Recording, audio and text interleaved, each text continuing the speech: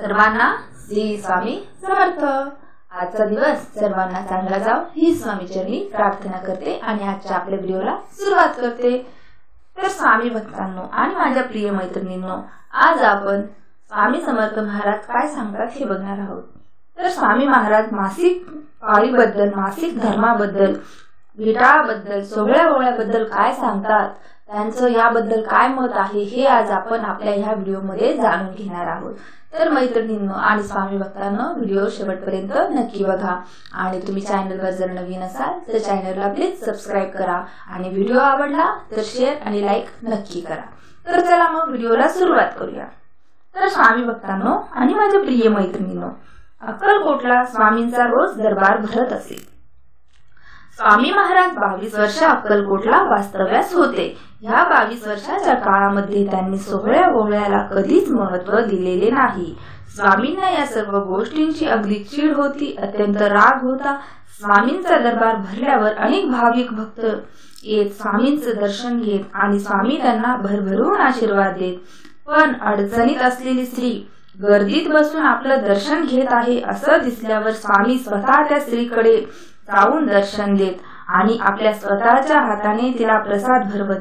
विटाळ या शब्दाचा श्री स्वामी समर्थ महाराजांना अगदी राग व चीड होती। स्वामी म्हणत, बाई ही आपली आई आहे आणि आईचा कधी विटाळ होतच नाही। स्वामी लोकांना म्हणत, तुम्ही हरामखोर आहात, जिने तुम्हाला जन्म दिला तिचा विटाळ कधी होईल का? त्या आईलाच तुम्ही 4 दिवस बाहेर किंवा बाजूला बसवतात। मैत्रिणींनो, स्वामींना या सर्व गोष्टींचा अत्यंत राग होता। या सर्व संदर्भातील एक गोष्ट आज आपण आपल्या व्हिडिओमध्ये बघणार आहोत। तर चला मग ऐकूया ती गोष्ट। तर मैत्रिणींनो आणि स्वामी भक्तांनो, गोष्ट अशी आहे की चौपाळ महाराजांनी त्यांच्या स्वतःच्या घरी सत्यनारायणाची पूजा करायचा संकल्प केला होता।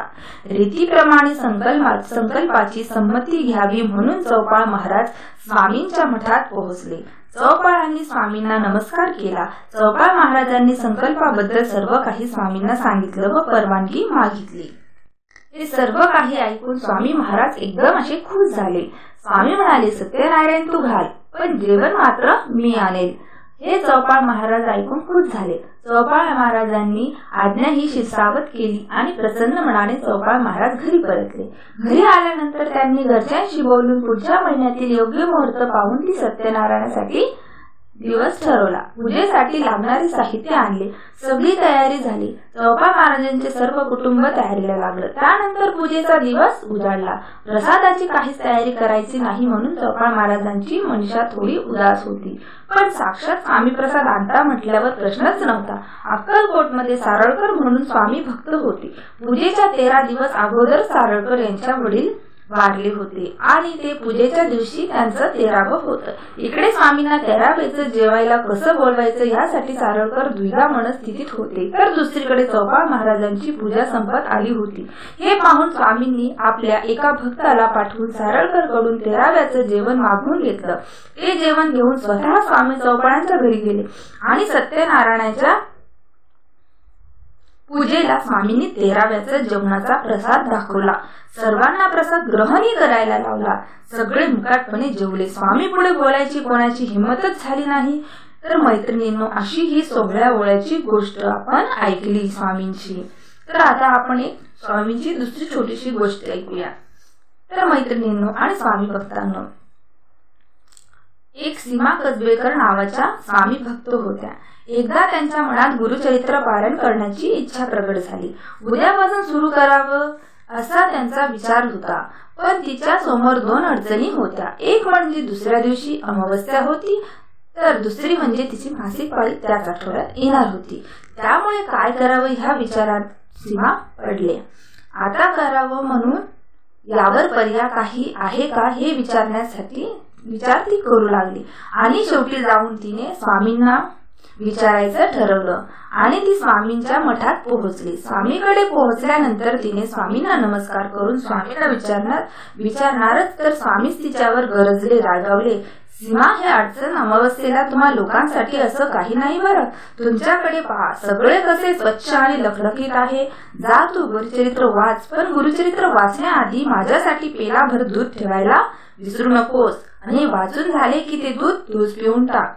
अडचण बिडचण काही नाही. स्वामींचा उपदेश ऐकल्यावर सीमा तिथून लगेच निघून आली.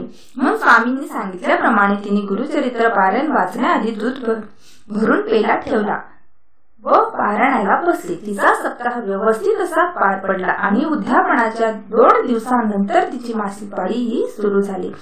तर श्री स्वामी समर्थ. मैत्रिणींनो, स्वामींना ही सोहळं भोवळं विटाळ या सर्व गोष्टींचा फार राग आणि चिड. स्वामी अनंत लीला दाखवून भक्तांच्या मनातला अंधविश्वास कमी करत. स्वामींनी नेहमी भक्तांना मार्गदर्शन करताना अंधश्रद्धा करू नका असे व्यवस्थित समजावून सांगितले आहे. या कलियुगामध्ये चमत्काराशिवाय नमस्कार नाही हे तत्व स्वामी पूर्णपणे जाणून होते. म्हणूनच त्यांनी आपल्या रंजल्या गांजल्या भक्तांसाठी चमत्कार केले. परंतु त्यांचा मोठा भर होता तो समाज सुधारण्यावर, समाज प्रबोधनावर. मुक्या जनावरांचा बळी देऊन देवांना प्रसन्न करणं स्वामींना बिलकुल आवडत नव्हतं. दगडाला शेंदूर फासून गोरगरिबांना फसवणारे लोक स्वामींना बिलकुल आवडत नव्हते. यावर स्वामींनी नेहमी टीका केली आहे. म्हणून स्वामी भक्तांनो, माझ्या मैत्रिणींनो, श्रद्धा आणि विश्वास हे 2 रूप आहेत. किंबहुना भक्तीमध्ये श्रद्धा आणि विश्वास हे 2 रस मिसळलेले आहे. म्हणूनच म्हणतात ना, श्रद्धा असावी पण अंधश्रद्धा नसावी. श्री स्वामी समर्थ. जय जय स्वामी समर्थ.